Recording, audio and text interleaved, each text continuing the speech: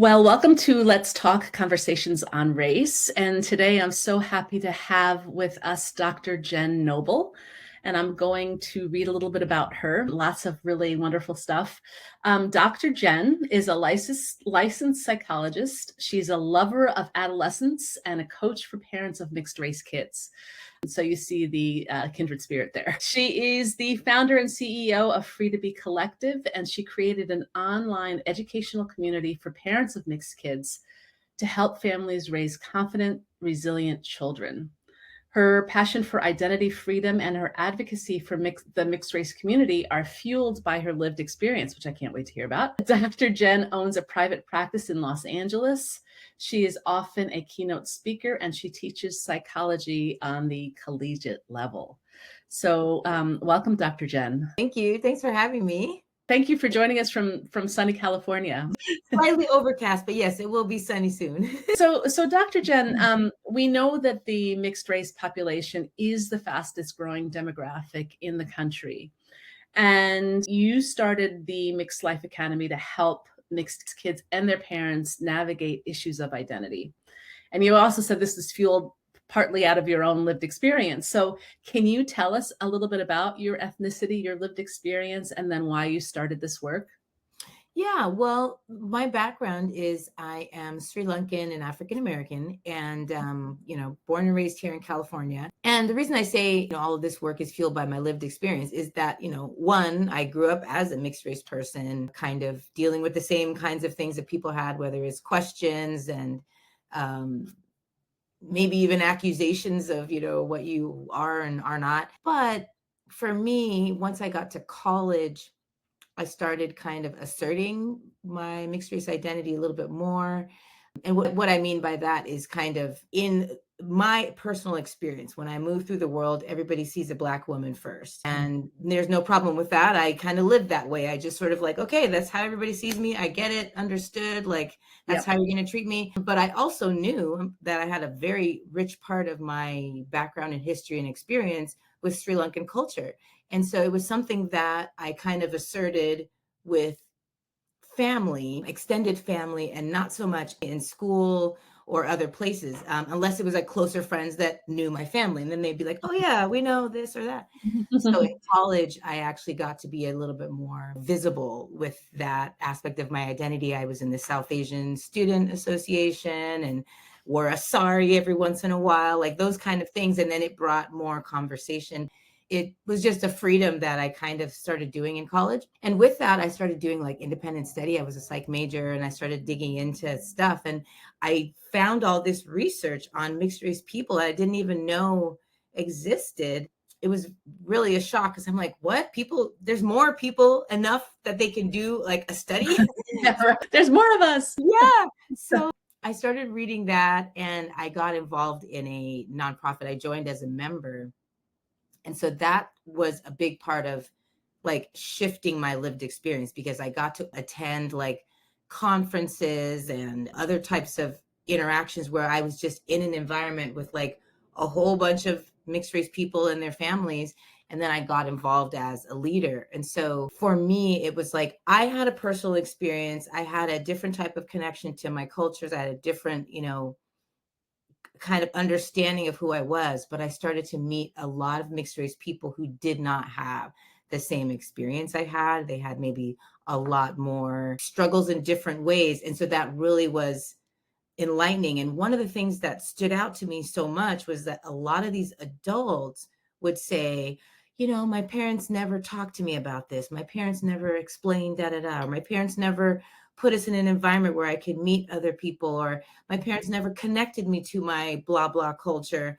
Mm-hmm. So I remember being like, it really stood out to me how many people said that over and over. Mm-hmm. And then, the combination of my work as a psychologist, working with teens and children and their parents, I then merged it here where I was like, wait, I know how to interact with parents and do the work with them. And I have all this, experience and anecdotal, like, people's reports of what their experience is. So I tried to fill the blank, like, let me provide the education for these parents so that at the very least, the kid can have a head start and they don't have to reach that adult level and say, well, how come no one told me about this? At least the parent can be like, I will tell you, you know. Yes, yes. Yeah. So Oh that's my that. gosh. Yeah. Yes, you just basically told my story. Yeah. I mean, I think it's so fascinating how many like mixed race people, they have a similar story, but the way that they decide to, you know, provide an answer to society is so fascinating. It's like it could be through their artwork, it could be through their music, it could be through whatever. And maybe for you and I, it's through this like more directed work of some sort, you know. It's Yes, coming from yes. a same motivation. Yeah. Yeah. No, so similar in terms of, right, my parents didn't put the effort in to connect me, to help me understand what it means to be mixed. My mother's white, my father was Black, he's deceased, but she considered, okay, what it might be like marrying a Black man, so she did go that far. But Right. then once my sister and I were born, Um, we sort of like we were thrown in the deep end to figure it out. And also, she was the main sort of progenitor of culture, right. so Right. we grew up very culturally white and didn't have a lot of Black friends, got a lot of, you're not Black enough from Black peers. And it was in college that Okay. there was this awakening Yeah. to all of who I am Yeah. and an intense pride about it. So So I kind of spoke your journey basically. yes, yes, you did. You did. And Yeah. and I won't give away my age, but that was a while ago. But what I have found is that mixed people who are younger often have the same story. Absolutely. So it's not like parents Right. who have toddlers and Right. young people now are necessarily more Yeah. tuned in. They still Yeah. need help that you're offering. Yeah, absolutely. I mean, I will say I definitely meet a lot more parents who, you know, might be trying to get on that train. Like, okay, I see it. I realize it. I read a thing or someone told me about, like, I'm thinking about it more. But like you said, by and large, there are so many parents that are like, wait, what? Oh, wait, oh, I didn't think about, it's like, yeah, you didn't think about it. Yeah, Yeah. right. Yeah, and you can't just trust, que sera, sera kind of Yeah. thing. Yeah. So Right. so with that in mind, you said in a PBS interview that the best place for kids to learn and talk about race and identity is at home with their parents. And then when the child goes out into the world and somebody says, "What are you?" that child will be less likely to be hurt or surprised, and they'll more likely be ready with an answer. Yeah. So can you explain that sort of seems like a no-brainer, but based on what we were just talking about, it is not a no-brainer. Like why are parents so, and this could be monoracial parents or mixed race parents, seem so slow to talk about race and racial identity in the home? Yeah, because parents are worried. They're just like, I don't want to burden my child too soon with something they're not going to understand. And what I always say is that the parent is thinking about it from their adult perspective, meaning we as adults, we understand how ugly the what are you question could be, or race and racism can get. And the parent is thinking, oh, wait, if you want me to go and tell that to my kid, I don't even know. Number one, I don't know how to do that, but I can't give them all this ugliness. And Mhm. you're not doing that. You are really preparing them to then see the ugliness later. So you kind of give them, the way I kind of try to explain it is like it's a secret, that kids get to have, and every kid loves being in on a secret. And especially, depending on how young the kid is, every kid enjoys knowing who might be silly, or, if the family allows a kid to say stupid, for example, sometimes they don't, but you can sort of be like, do you know that there are some people that they think this, they think this person with brown skin or whatever, they think they're bad. Can you believe that? That's so silly. And the kid could be like, they do, yeah, for no reason at all. Can you believe it? And they treat them badly, and they're so mean, and that's not nice. And you really prepare Right. them that way, and the Yeah. kid can really start to embrace, like, oh, I'm being lit in on something, number one, Mhm. about other people's. And then you can let this kid know, like, okay, so people might say things to you, but you know that they're silly because I just told you the truth of how the world works. And Mhm. you back that up with books, like, let me show you how melanin works, let me show you how this works. So it Yes. really drives home that the kid is like, oh yeah, this really is like appearance or skin color is nothing in the grand scheme of things. So the meaning that other people put on it, I know is already silly or wrong or whatever the word is. And Mm-hmm. that's what I mean by prepare. So now when a kid goes into school and kids are like, you're not this enough and you can't be that and blah, blah, blah, they Mm-hmm. can come home and be like, oh, you were right. They did say it to me. Why did they say what happened? I always, I have a parent that I worked with, and she was moved to tears at how simple it ended up being, but how worried, she was about it. She sat down and talked with her 6-year-old. I think he was 5 or 6, and he had already had like one or two experiences where people sort of questioned, what are you and why do you look like that, essentially? And why are your parents looking the way they do? Mm-hmm. And she kind of didn't really talk about it, but she sat, after working with me, she was in one of my little parent groups, Mm-hmm. and it really started to land what we were talking about. So she went, first of all, tried to open up the discussion with her son and learned that it was actually a lot more painful of an experience than she thought, because he kind of gave her a shortened version. But when he gave the longer version, she was like, oh my gosh, he didn't even feel comfortable enough to like tell me the full story. But when they Yes. worked through it, they did some almost like role playing a little bit of how he could understand his background and explain his phenotype. Mm-hmm. And he came up with an answer that he liked in that little exchange they had. He was like, I got it. And went into school like with all the confidence and ready to explain to his peers, you think I look like this, but actually he was just free and confident with like, oh, is that all I got to do is just Right. explain this thing? Okay, cool. I can do that. Oh my gosh. I empowered him, and I can't even believe I was so scared to do it, but look at the shift in him with just one day. Yes, So yes. yeah. Yeah. So good. I'm thinking, my book, which is coming out in February, I Yeah. talk about multiracial families and families made multiracial through interracial marriage, our parents, and also families made multiracial through transracial adoption. Right. And as you're talking, I'm thinking that that is important too Yeah. for, let's say, a little Black boy with white adoptive Yeah. parents and people saying, why is your mom white or your Yeah. mom's white or, Yep. people, little kids just saying hurtful things Yeah. about his family. And so to prepare him with an answer, Yes. like, Yes. Absolutely. it's very similar. Yeah. And then, oh, go ahead. No, no, go ahead. No, and also, I've always felt like it's important to prepare kids, like we're saying, with an answer for when mean things are said. But even before that, so sort of backing off up from that, like to start with the positive of Yeah. being Black or Oh, Sri yes. Lankan or what. So sort of the Yeah. foundation being, your grandmother came from Sri Lanka. I don't know what Yeah. your parents' story is, but and this is what that country is like, and so that you sort of Yeah. feel proud about it. Yes. So you have Absolutely. a Absolutely. foundation of pride before the bad comes. Yeah, absolutely. And even when I say preparing, it's really just the truths, all the truths. The truth is, like you said, your family came from here, your family is also this. We celebrate this, we eat this. Like all of that is just truth.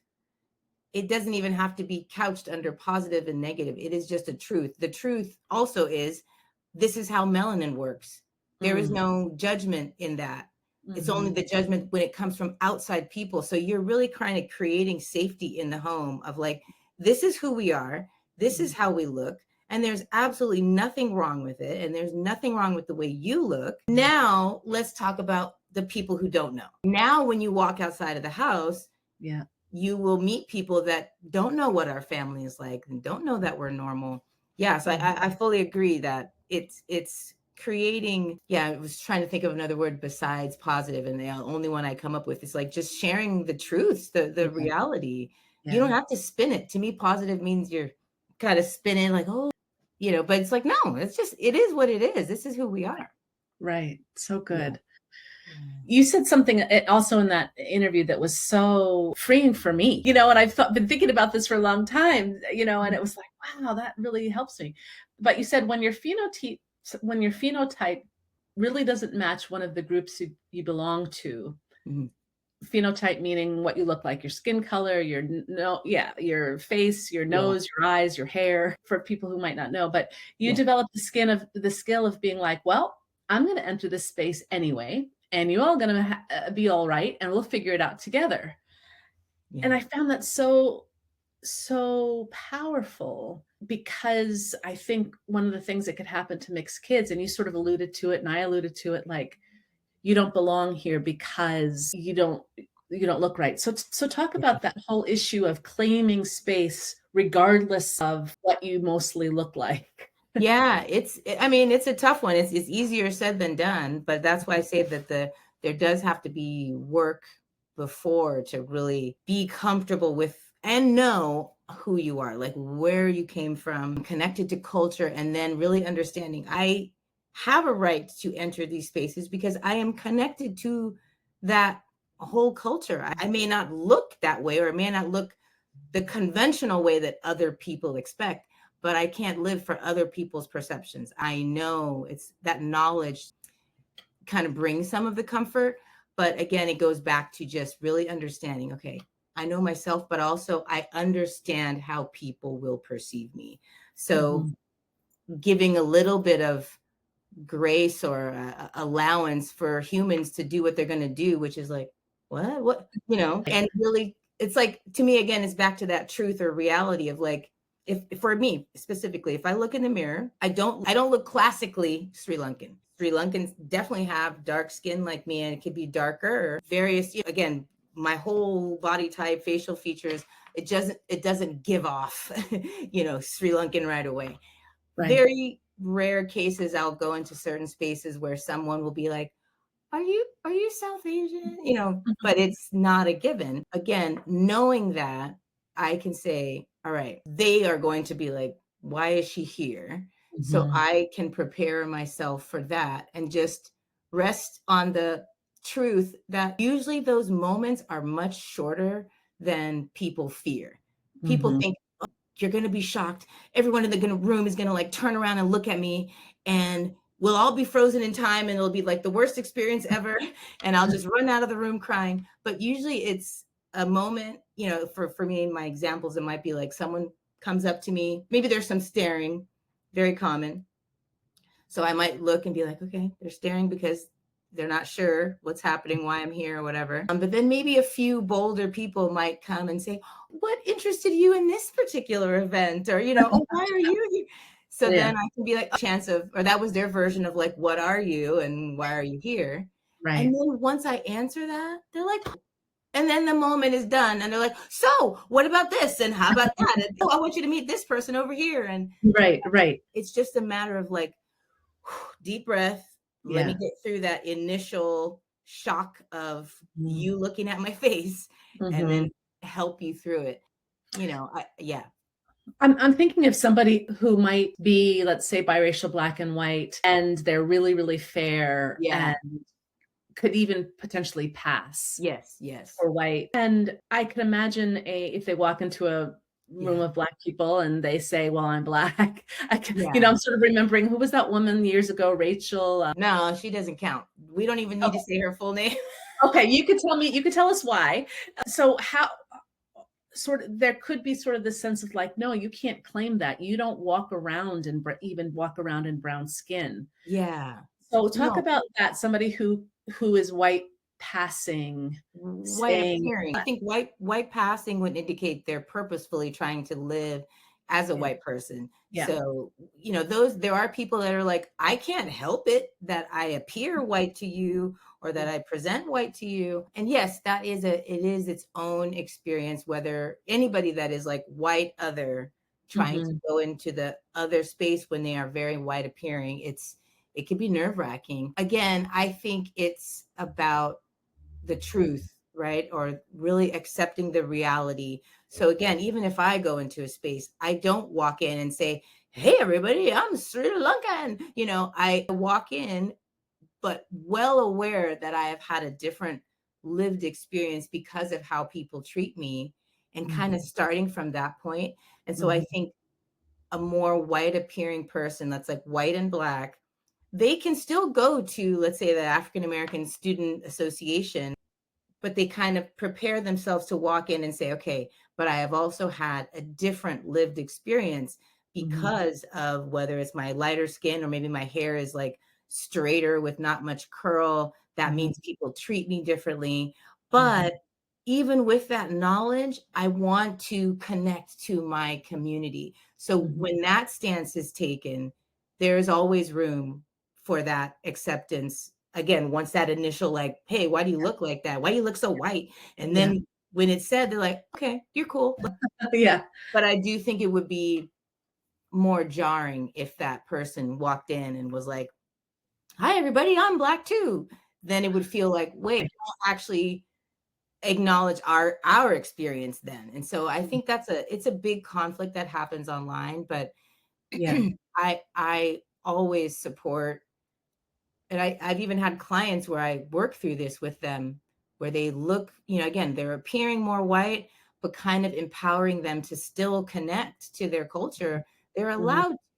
And if we look at African American history, if we're still focusing on like Black history has so many mixed race, very light and almost white appearing African Americans who got over that, initial hump of probably how they look and Mhm.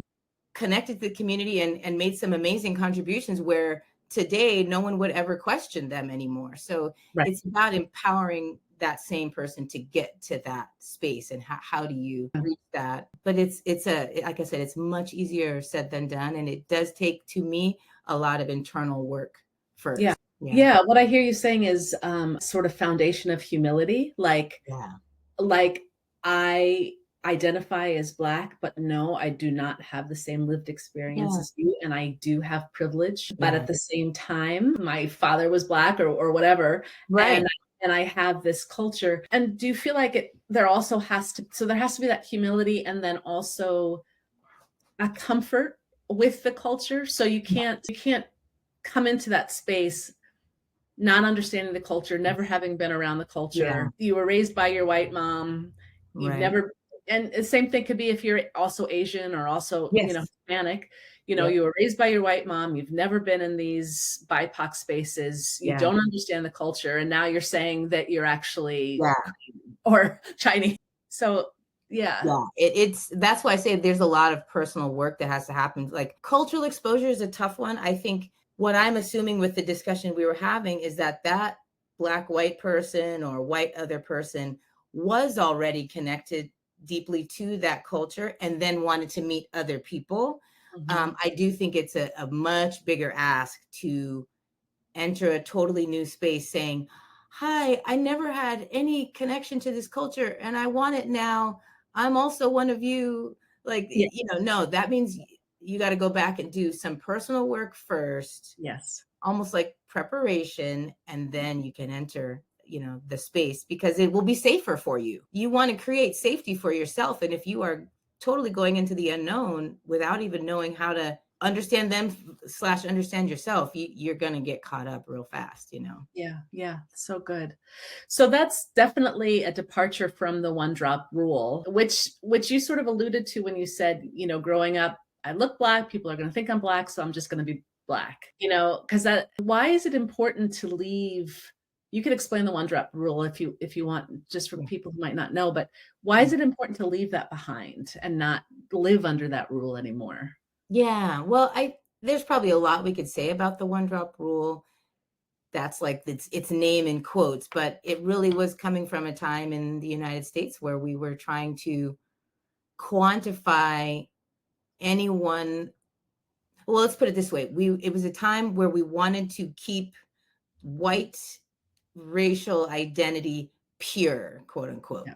And so that meant that they started to quantify, okay, you got a little bit of that, we got to give you a new name because you can't be white anymore. So that's where we got the, quadroons, which was a fourth, and then the eighth. And so when Yeah. I always say when the math got too hard, when it's like, what's a word for like one thing, they were like, okay, forget it, just one drop. Even if you had just one drop, you Yeah. can't be white anymore. And Yeah. that was applied to like all groups. And it's very much, sort of happens in Native American communities too, this like blood quantum thing. And it's problematic because it's serving this white supremacist ideal of Mhm. keep white people pure and then all the rest of you go over here. And so Mhm. that's the main reason we leave it behind, because once we understand what it was for, it was to prop up white people who want to stay pure. We don't need to support that, right? We Right. want to dismantle that, because that is what leads to all the racism and everything else that we're trying to fight against. So Yeah. when we try to tell a mixed race person, you can only be the lower status in your mixed race background, we Mhm. are upholding that principle. So Yeah. especially for Black, white kids, you are really just keeping that whole problem Mhm. alive by saying, oh, well, my kid has a white parent, but we'll just pretend like that never happened and you're just a Black kid, you know? Right. Yes. Yes, and I think sometimes it comes out of an attempt to, okay, people are gonna treat you Black, so Yes, why don't you just go ahead and identify as Black, right. as sort of a way to prepare them for the realities of racism, Yeah, but you're not taking the whole thing. Yes, you need right, to do that, right. that child might experience racism, Yeah, you need to do that, like we said before, yeah, but at the same time, right. they could also be proud of the fact that their grandpa's from Germany, Exactly, absolutely. I mean, Yeah. and really, there's a problem. I know that the parent wants to protect the kid by saying, okay, that's how the world might see you. So let me just tell you that's what you are and like let you live your life. But what happens when that kid encounters that other kid at school that's like, is that your dad or is that your mom? Mhm. All of a sudden, the I'm Black falls apart. And the kid's like, no, no, but they told me I'm Black. Yeah, but you have literally, I see your parent. And then the Right. kid's like, oh, now what do I say? How do I, no Yeah. one prepared me for this moment. Mhm. So it is important to say, you know what? This is how the world will see you. And this is what you actually are. Mhm. And these are the cultures you're connected to. And maybe at some point in your life, you may say that you identify this way or this way, or like all of that is okay. But I just want to make sure you know all of what you are and how people might perceive you. Yes. It's two So different things. yes, 100%. So good. I remember talking to somebody who is biracial, Korean and white, and she was saying how she never felt like she was enough. And I struggled that when I was younger too. First, not Black enough, and then not white enough, and then finally in adulthood coming to a place of I am enough. So why do mixed race people, I think that's a human struggle, just feeling enough in general, but I Yeah. feel like mixed race people struggle with it more. Why is Yeah. that? Yeah. I think, I mean, there's probably various reasons, but I do agree with you that it's a generalized human experience. Like we can find Mexican Americans who have two Mexican parents and four Mexican grandparents, and still someone tells them, well, you're not Mexican enough because you dress like this, or you don't eat that, or you can't speak Spanish, or da da da.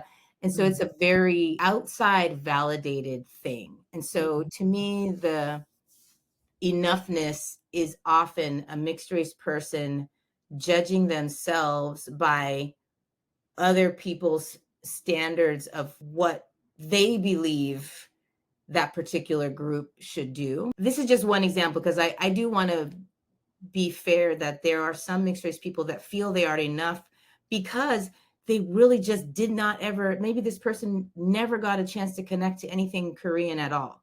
mhm, And that would leave you being like, well, sheesh, I really don't feel Korean because I don't even know anything about it. No one told me anything, never met family, never had the food. Like that would be a mhm, big, big loss that that mhm, person would have to deal with on their own. mhm, But more often than not, it's a mixed race person, again, Korean and white. And let's say they're well connected to the Korean side of the family. And, I don't know, this is just not foreign to them. But someone else says, oh, but do you do blah? And then mhm. that person's like, I don't, Oh, I don't right. think I do. Well, you're not really Korean then. Or look at your face, your eyes are not Korean enough. Or Mhm, those judgments or those standards is mhm. usually what we're putting ourselves up against. And then we go, I'm so close, but Right. I can only do this, this, and this, then like, no, you're never going to run out of lists of things that other people are going to put on you. Yeah, so true. Yeah, Yeah. and language is a whole nother level because sometimes especially, immigrants want their kids to assimilate, so they Yep. don't emphasize learning the language, whether it's Spanish, whether it's an Asian language. Yep. Um, and so maybe the kid doesn't grow up speaking that language. Yeah. And so language is such a huge Yeah. thing. It's like language Yeah. is like an anchor of Yes. culture. Or even maybe it wasn't that they wanted their kid to assimilate. They just didn't have time. You know, they're going Right. to work. The kid is Yeah. in school with everybody who speaks English, and then Yeah. slowly they just don't know how to speak that language anymore. Right. Right. It is So, true. Yeah. It's a tough one, that language piece of it. Like I yeah. said, even for people that have four grandparents from that country, You're in or an English speaking country now. yeah. So all of your teachers are speaking English, your Right. coaches, everybody speak English. So it's Right. easy to lose. Yeah. Yeah. Yeah. I saw a social media post that I really loved. You said, because again, it spoke to me, but you said mixed race people often turn to DNA testing to answer how much of each race they actually are, quote Yeah. unquote. And the science just does not support this. It's not a pie chart. And you said you are already whole. Yeah. So what do you mean by what's the problem with finding out? I did one of those DNA tests years ago and found out Yeah. that I'm, I think, 40% Sierra Leonean. Uh-huh. So that would be from my dad's side, and then a bunch of other Yeah. things. Yeah. Why is that problematic? Yeah. And I've done the test too when it was like all the rage. I'm like, ooh, let's do it. But, well, so what happened? Let's see. The shorter version is I went to a seminar. It was actually a whole event that was directed at mixed race folks, and they had a panel discussion that included a bunch of like biological science people, geneticists and whatnot, and they were talking about these DNA tests, and they kind of blew up everybody's dream in that room, because a lot of us had the test done, and they were like, yeah, that's not what it means, and that's not what it's telling you, and like, let it go. Like, we share, I remember one of the things that one of the speakers said is like, we have a certain amount of percentage of shared DNA with blowfish. Are you going to walk around saying you're part blowfish now? Like, so it's DNA is DNA. And on that particular post on my social media, it really is pushing a lot of buttons for people, because like you said, a lot of groups that are looking for answers about who they are turn to things that look like concrete numerical proof. Mm-hmm. And it feels like, okay, this will tell me, because I'm just not sure myself. And so Mm-hmm. that's why I say you're already whole. You already know who you are. In your example, you already know who your father is, you know who your mother is, you probably know a little bit of like where they're from. That's Mm-hmm. really who you are. It's not this like random country, like, oh, we're in the corner of France or Romania or Sierra Leone that you've actually never been to. How is Right. that going to help you Right. understand and like feel more comfortable? No, there is some sort of outside validation that mixed race people are often looking for. And that's Mhm. why I made that post, because so many of us want to be like, everybody said I'm not, whatever enough. I'll show you on my percentage, Right. Yes. then Yeah. what? Somehow people are going to be like, thanks for showing me the percentage. Now I believe it, Yeah, right. Right, and So, it could backfire. Like, I remember being, like I said, 40% Sierra Leonean, yeah, and then from my mother's side, it was English and Irish and Scottish, yeah, but and then some other things. But I remember being surprised that it was only 40%. I thought it would be right, 50. And right. then realized, well, most Black people, unfortunately, have a white ancestor because of Exactly. all of the rape that happened on plantations. Most Black people, most Black Americans Yes, have a white absolutely. ancestor. We probably could argue most Black folks in all the Americas, like I think you said United States, but Yeah, that's true.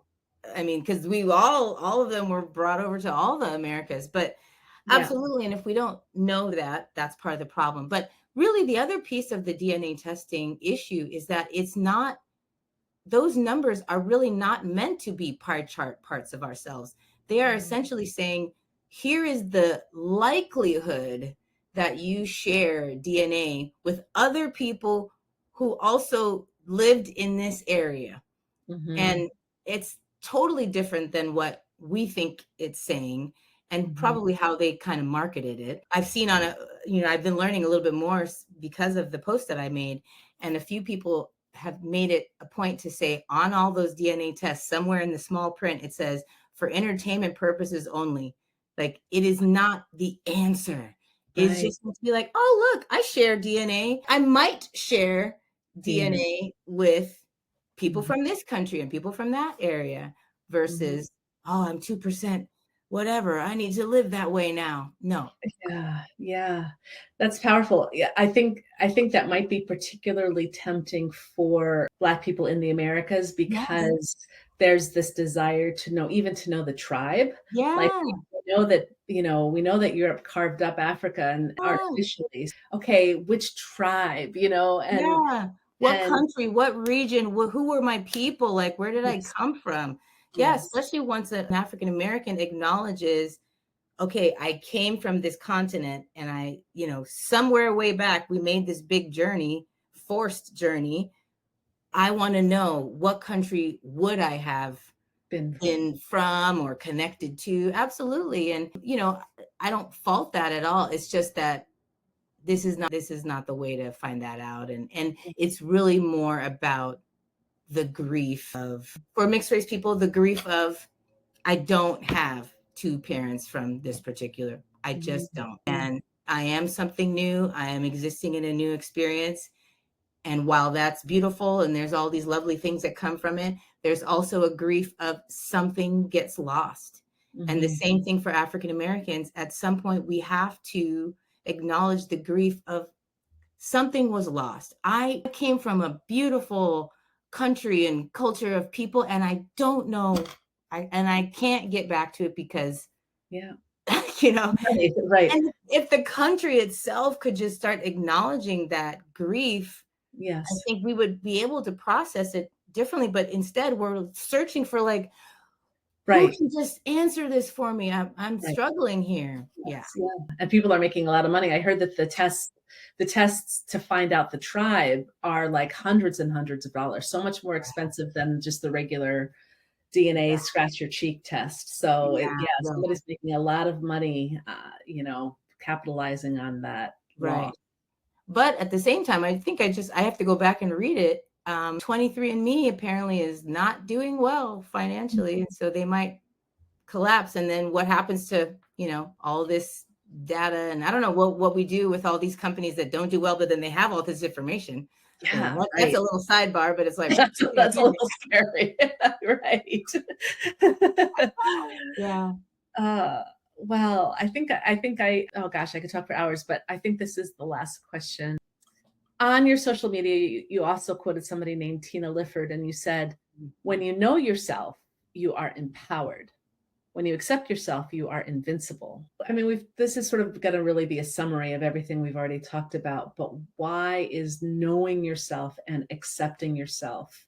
That's hard for any adolescent. yeah, Most adolescent girls wish that their hair was this or their body was that, or it's just sort of an adolescent thing to yeah, wish you were somebody else. yeah, But then it is more acute and more deep, I think, when race is part of it. yeah, yeah. So why is that? Why is it so hard for mixed people to accept themselves, and to know themselves and to feel that empowerment? I don't think it's hard for mixed race people to know themselves. I think they Mm, know themselves. They know very well, like, okay, my this is that and my that is that, or, I know what it is and I mhm, know what that makes me.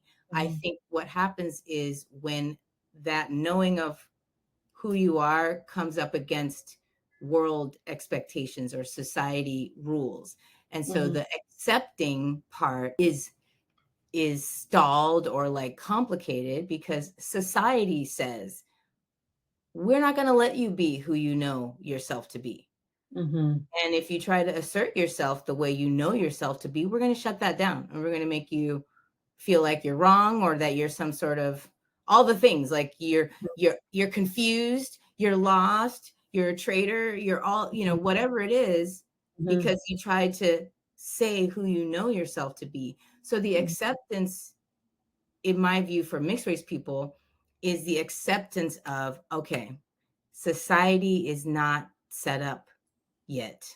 Well, not yet. It's never been set up for me to exist and thrive as I know myself, because it Mhm. was set up in this very racist way, mono racist way, where Mhm. everybody must fit into one group, and it's all on a hierarchy. And this, again, the white category is thought to be at the top and the dominant sort of group. They did not make space for me to exist. And Mhm. so that is, to me, the first piece of acceptance of, like, okay, you don't get me, or you're not ready for me, and you didn't make a space for me. So now I'll act accordingly. And Mhm. that means I will accept that I might have to fight a little bit more, not fight, but resist a little bit more. I am going to accept that I don't need your validation, because you don't understand. You're set up in a way that you can't ever validate me. Mhm. Those kind of societal awareness, that's what I feel has to be accepted, because then you can walk out in the world and be like, yeah, y'all ain't ready, but that's okay. There's a lovely quote. Oh, I wish I pulled it up, from VP Kamala Harris. It's an old quote of hers. Mhm. She says, I guess people were sort of questioning her again years ago about her racial background. She's Indian and Black, and people were asking her, "Oh, what do you think about people questioning, your background?" This is when she was like here as a senator in California. And she said, yeah, I understand. They've got to work through it. I'm fine with who I am, but they gotta work through it on their own. I mean, I wish I had the way that she said it, but So that was the good. energy of it. And I remember reading Yes. that quote, and I'm like, my gosh, that's exactly it. She's like, I'm fine, but y'all are Yes. gonna have a moment, and I'll let you have the moment. You can figure it out. You'll be all right. Yes. So good. Yes. And that's where the parents come in, is Yeah. like, that's not going to happen magically. Right. That level of stability and security Right. the parents have to intentionally Yeah. build that into their kids. Yeah. And again, Mm. if you look at, we're learning a lot more about Kamala Harris's upbringing, and her Mhm. mom still ran a very Indian home. She's very familiar with all the Indian foods. She's going back to India every summer or whatever it was, spending Mhm. time with her grandparents and uncles and all of that stuff. So Mhm. deeply connected there. But then her mom was like, also, the world is going to see you in this way. So I'm going to make sure that you're connected to your African American culture. We're going to have neighbors. We're going to have a community. I'm going to make sure that you get both, right? And that you understand that you are also, while you are still my child and you are Indian, you are also African American, because you live in this country and I know how these things work. It resulted in her saying, yeah, so the rest of you can figure it out. I'm good. Right. I'm good. Yeah. Yeah, yeah, I love that. I love that. Actually, yeah, I'm thinking I think that same quote when she's talking about going to India, from her book, going to India and being familiar with all of the art and food and all of that stuff, and at the same time being very aware of her Jamaican heritage. And Right. yeah, yeah. Right. Right. Well, this has been so powerful, Dr. Jen. Dr. Jen, if anybody wants to find you online, how could they find you? Well, okay, so Instagram is always a great place to start, and my handle is Dr. Jen Sykes, so that's Dr. Jen with two N's, and then PSYCH. So I post a lot of little tidbits there, and then I guess there's the link in my bio, which has a bunch of stuff that I offer, whether it's podcast interviews like this, or media or resources that I provide. And then my website is the last place I would send people, which is freetobecollective.com. So Mm, just all wonderful. one word. And that's Yeah, where you can find out again all about me and everything else that I kind of have yeah. out there in the world. Yeah. Yeah, yeah, so good. Well, keep doing what you're doing. It's gonna be needed for a long time. Thank you. I mean, that's good and bad, right? It's like, oh, Right. good, but also, oh, You're right. put me out of business, please. All right, well, enjoy the rest of your day in California. Thank you. You too. Okay, bye-bye. Hey, thanks so much for watching or listening. If you'd like to find out more about my book, What About the Children, or just lots of other interesting things, you could go to NicoleDoily.com. See you next time.